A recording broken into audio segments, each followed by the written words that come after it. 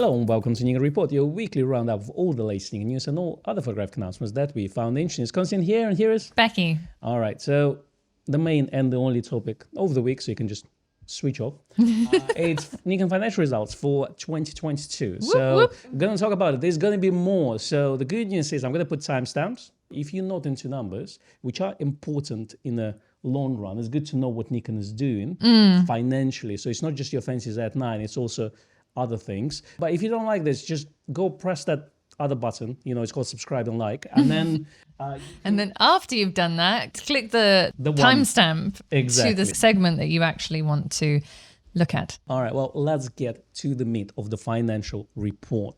So in summary, Nikon's revenue was 539.6 billion yen. Okay, so that's up on 88.4 billion yen, but down compared to the forecast projections by 10.4 billion. Operating profit is 49.9 billion, which is 106.1 billion up compared to the previous year.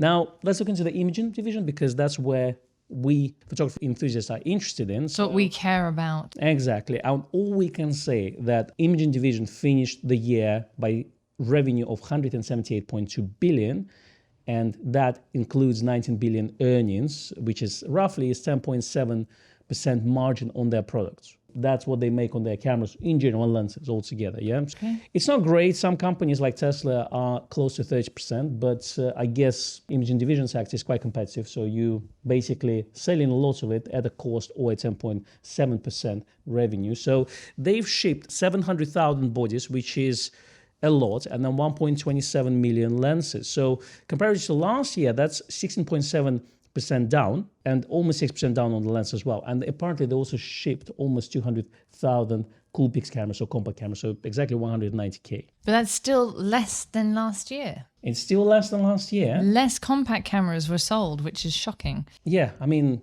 did you buy a compact camera yourself this year? I didn't. I didn't. Maybe that's why. That's why, exactly. So looking at that, what they say in terms of imaging business, that market was weak because of the shortages on semiconductors and other parts. I would include logistics as well as a part of it. We feel logistics here, obviously, because of Brexit, but all over the world, we definitely saw problems with deliveries as well as, you know, semiconductor shortage. Now, what they say is looking at what they call DCIL, which is digital camera interchangeable lens segment, the DSLR market has shrunk quite a bit. So that's a big one, and it's logical. We saw that in the past, so they're selling less DSLRs.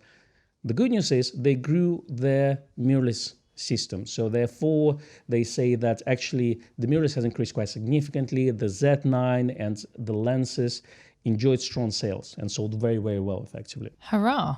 So overall revenue is up 19% year on year, and that's include the currency exchange, etc., etc. So that's all included in there. Now, looking at currency exchange, we know that the dollar is quite strong right now, so it's gained quite a bit in the last couple of weeks, so that could potentially affect the final figures as well. Yes. Now, let's look at operating profit. So operating profit includes effectively what they put into operating the company. That includes restructuring of the company. Right. So they finally completed it. Remember we talked about it for the last 2 years, I think, when the podcast came out. Yes, we have talked about their restructuring program. So that's finally completed. Wow. It took you long enough. Exactly. I know they're still building the new headquarters. Again, I think they're planning to move a lot of stuff there. But what they say that operating margin actually reached double digits. That's 10.7%, which is nice. And operating profit also increased because their one-off cost on certain things has also decreased by 23.7 billion. So again, those costs that they had in last year, they didn't have it before. That's why they call one, you know, not one-off, recurring, but one-off. Like buying a premises or something like that would be a one-off like cost. Effectively, or investing in some other stuff, etc., etc. So that all effectively reduce their costs. So they are up compared to last year. We're also going to show you the graph in terms of sales and revenue, etc., etc. So have a look at that. What might interest our viewership is the other divisions of Nikon. Maybe they're not familiar with the fact that they don't just do imaging, but they have a precision equipment business. Yeah, and healthcare. Healthcare business, components business, where they make parts for other larger industrial equipments. Then they also have industrial metrology. Yeah. And others. In terms of what makes the most for them, it's actually, as far as I understand, the precision equipment business, is it? Well, it's at 211.2 billion of income, and imaging is the second at 178.2 billion income. So those are two main ones, and then healthcare is the third at 73.2 billion, and components is 40.8, and industrial 36, etc., etc. But it is kind of interesting to see their own businesses under the Nikon umbrella. So, you know, obviously people say Nikon, but perhaps don't realize that what they're referring to is this massive corporation which doesn't just specialize in photographic equipment, but in all kinds of other bits and pieces. In fact, we've had viewers who've said, oh, I've got, you know, Nikon glass in the ophthalmometer, or whatever the word is, the opticians. In my local opticians, they use Nikon equipment and stuff. So big fans. Yeah.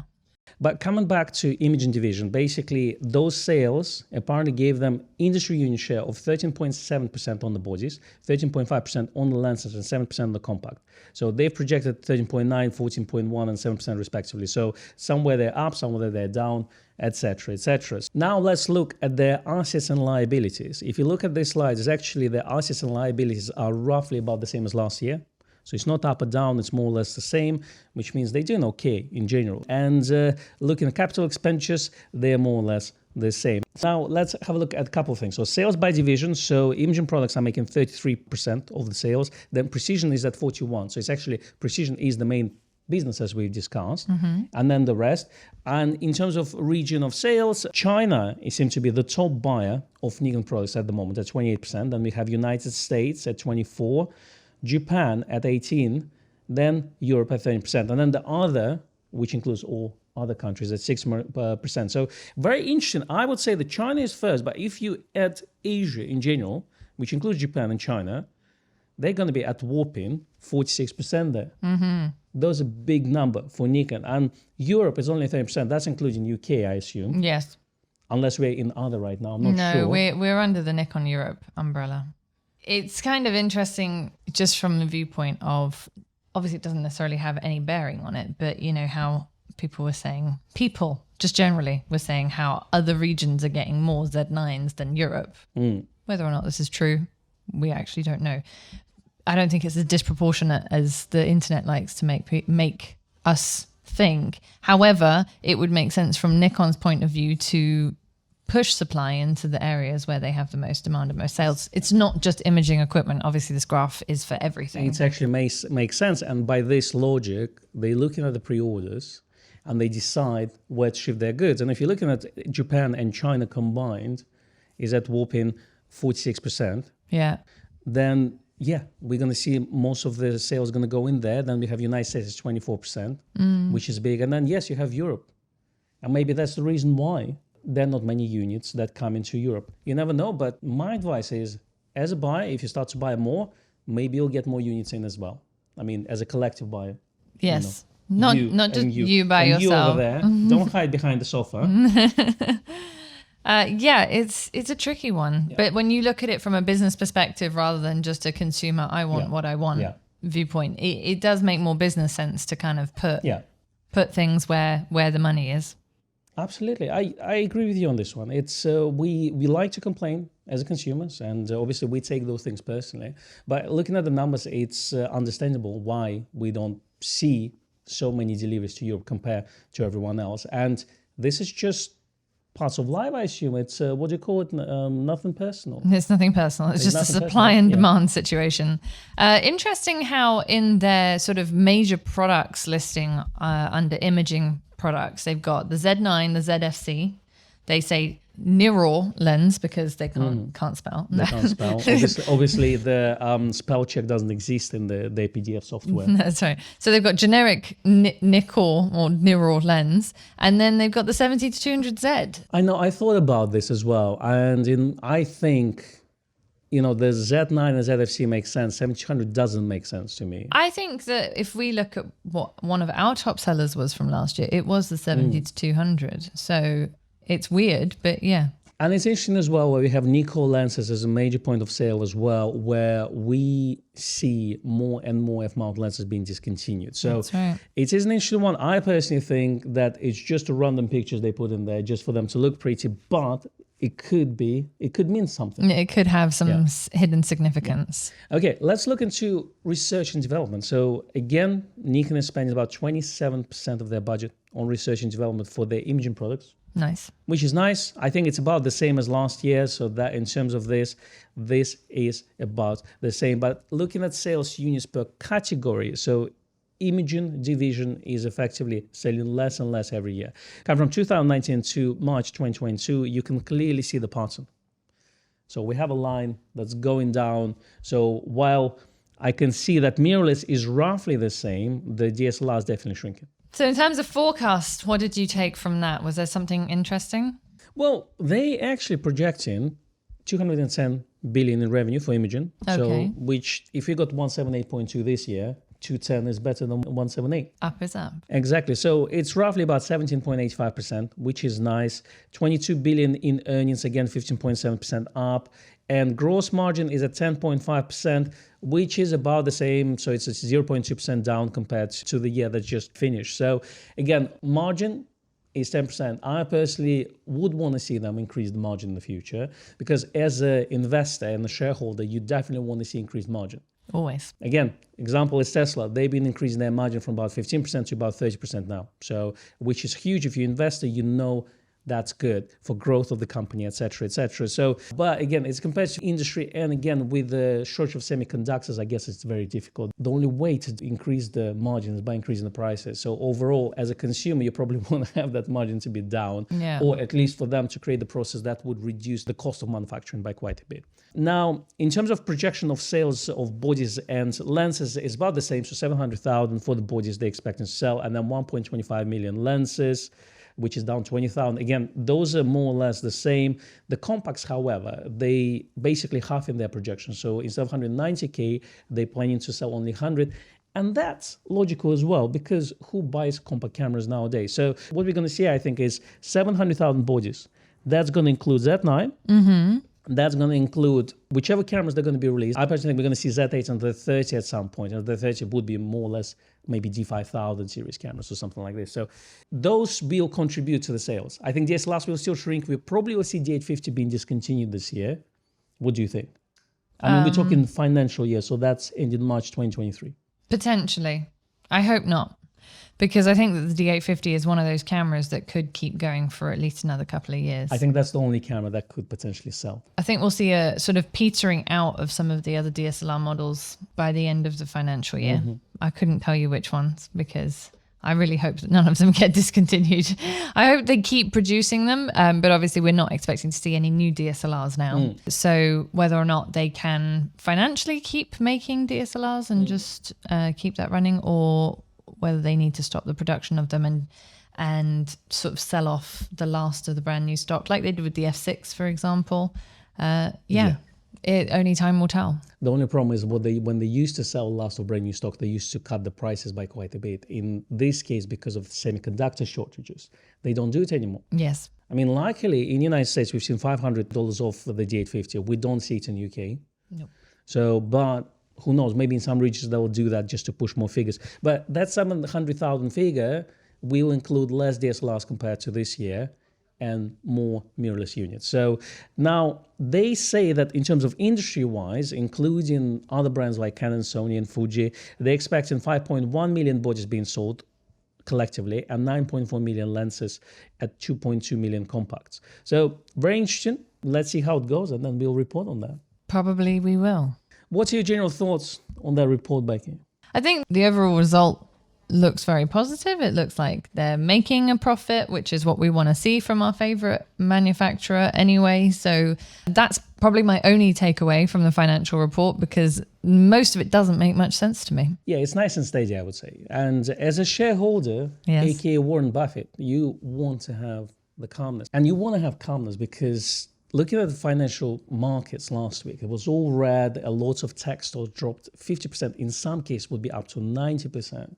So there is a serious crash happening now because of the inflation. If you look at Nikon stock, it's actually more or less going sideways. And it started this year at about 10 $10.7 and it's at $10.95 at the moment. So pretty good. It didn't drop as much as the other stocks did. So overall, I assume if you're an investor, you would appreciate that. Now, speaking of investors, they want to give shareholder return ratio of about 40%, which is really good, and also give them steady dividends and opportunistic share buyback. So talking about buyback, that's what they want to buy their share back because they believe they're doing well financially. So we talked about it a couple of weeks ago. They want to buy up to 30 billion yen worth of their own stock, or up to 36 million a year. So that's going to happen. So overall, that just increased the confidence in shareholders. Again, some of you may find it not interesting. I think it's important to know, especially for the brand you love, that it's doing well. It's not going down as people were saying 2 years ago, that they're actually releasing cameras.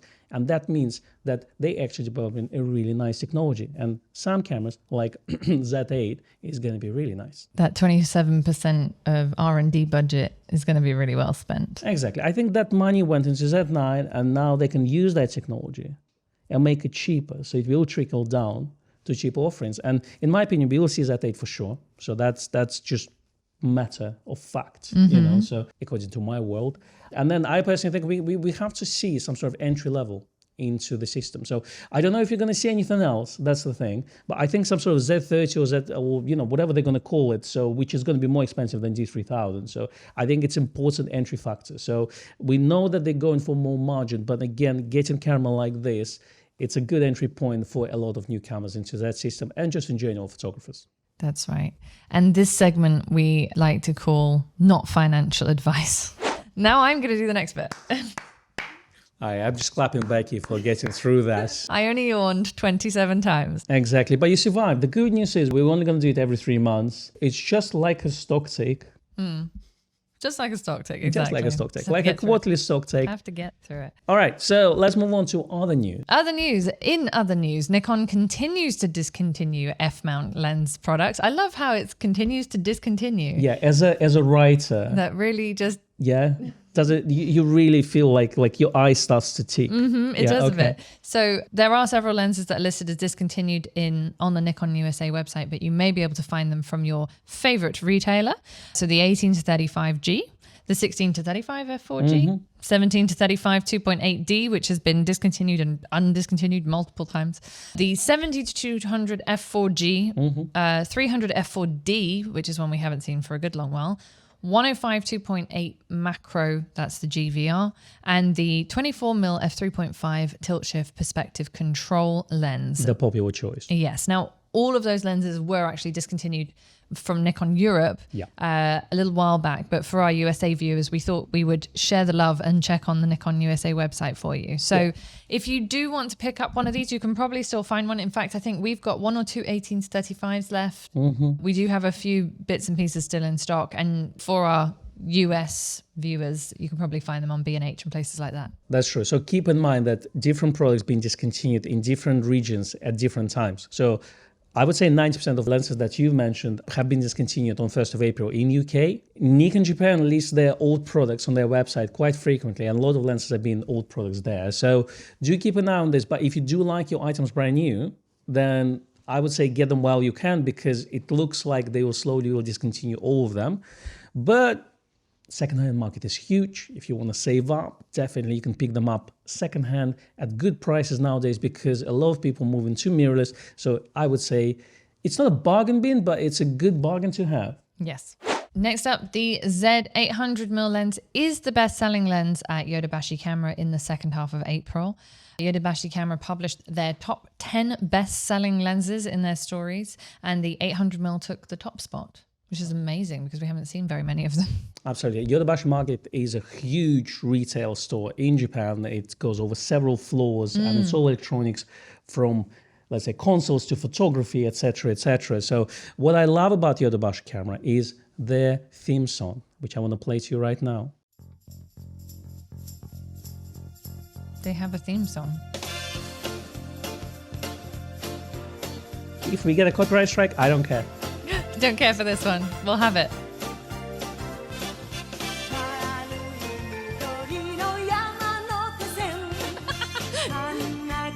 This issue is going to be the best. I love it.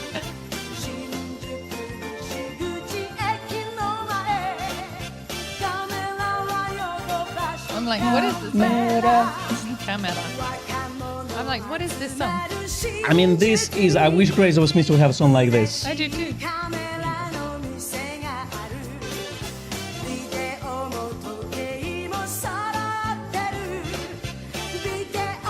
Yodobashi Camera. All right, they play this song throughout the shop. Do they? All the time. You go there.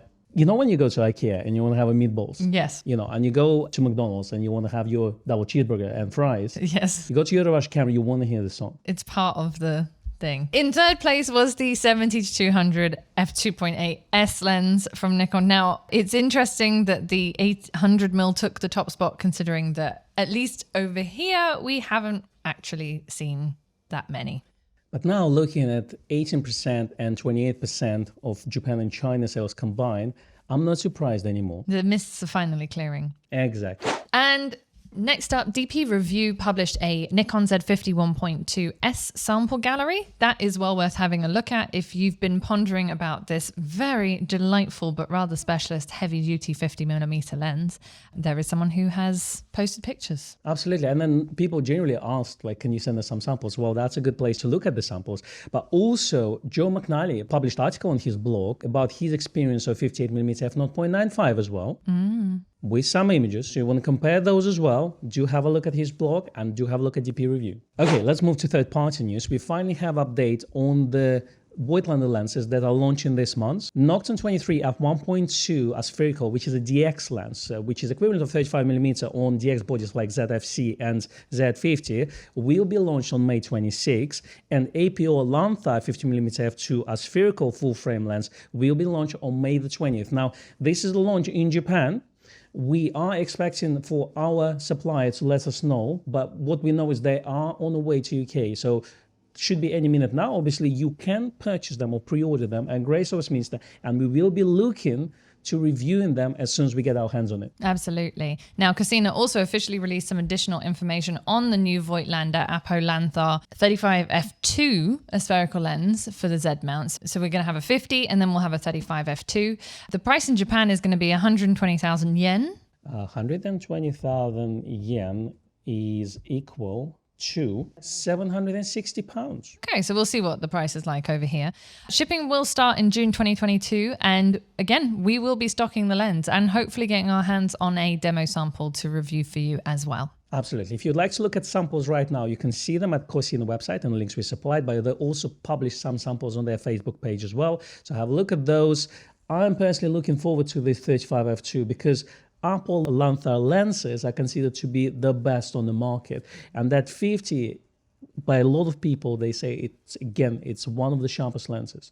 So it would be interesting to see what this lens is like and maybe compare it to 51.2. Obviously, one is manual focus on f2, another one is also focus on 1.2 and triple the price. But I think it would be an interesting comparisons. Certainly. Fantastic. Now let's move on to some other third-party news. We have Company Go will announce their 51.8 autofocus Z lens on May the 20th. So far we know there's going to be for Z mounts 50mm, 11 elements in 8 groups, 9 blades of aperture, and 58mm filter diameter. So close focusing distance is 45 centimeters. The good news about this is autofocus lens for Z mount. We will have now Yongyo, we have Nikon lens, and I believe Viltrox will also release 50mm. So you'll have a good range to choose from. That's right. Now, other third-party news, we've got Meyer Optic Gorlitz will soon release a new Biotar 58mm f1.5 Mark II and a Biotar 75mm f1.5 Mark II. Both of those lenses are for the Z and F mounts, so that's good. You got both options there. Both are quite expensive. So €1,000 is the price, but they're supposed to be quite sharp, but also they're supposed to give you this swirly vintage type of bokeh. So if you're into that, it's definitely worth considering. Again, you can have a look at the samples taken with those lenses in the link provided below. Excellent. Next up, Photodiox released their tilt-shift lens adapter for the Nikon Z-mount. The F-mount version has actually been out for a little while, but now we have a Z-mount version, which means there are now 4 different adapters available for the Z-mount lenses, including Mamiya, Hasselblad, Pentax. And your favorite, Pentax 6.7. That's right. Which you really enjoyed. I wonder if they can just send me one so I can try it out. If someone at PhotoDex looks at us, and I know that PhotoDex is subscribed to our channel, so if you'd like to give us a call, I have my Mi S7, you have Pentax 6.7, so we have access to the lenses that we can try on those. That would be amazing. And I also, as a wish list, I would say it would be nice to also release F2Z adapter with the tilt and shift functionality, because obviously for Nikon users, they probably already have quite a few F-mount lens. So obviously, it's good to have a larger format lens, because when you start to apply tilt and shift, you might start to get a fall off on a full frame lens compared to medium format. But it would be, I think, as an experiment to release such an adapter, if, of course, you can. Exactly. Now, there are videos available. We're going to pop the links there for you so that you can actually see what this looks like and how it actually pans out in reality. So have a look at them and draw your own conclusions. So now let's move on to Weekend Read and Watch. Yes, for your Weekend Read and Watch section, we have Birds in Flight with a Nikon Z9, Incredible Birds of Mexico by Jan Wegener, Lone lenses, Z9 autofocus, all of those great things that you love combined in one video. Yes, we also have Long Lens Sport Photography by the Nikon School. Nikon School meets Joel Markland, and this is Nikon Europe's channel and features our good friend Rishi. Exactly, Z9 and Lone lenses combined in one video.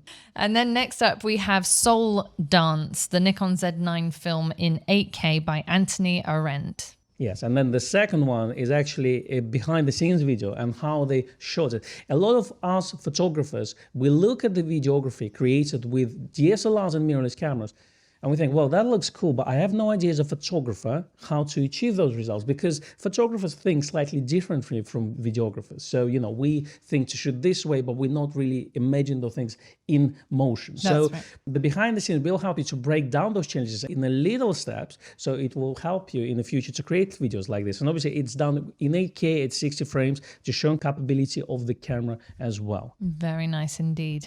And that's a wrap. Thanks for joining us today. Yes, thank you very much for watching and or listening. If you're on YouTube, please give us a like and a subscribe. If you're on a podcast platform, then give us a follow, a review, a rating. It all helps massively. And if you'd like to follow us on the Instagrams of the world, Becky is... I'm at Rebecca_Danese. And I'm at Konstantin Kochkin. We published the samples of the images we've taken for our YouTube reviews of the cameras and lenses. So do have a look at those and maybe follow if you can. Thank you very much for watching. And we will see you next week. Bye-bye. Bye.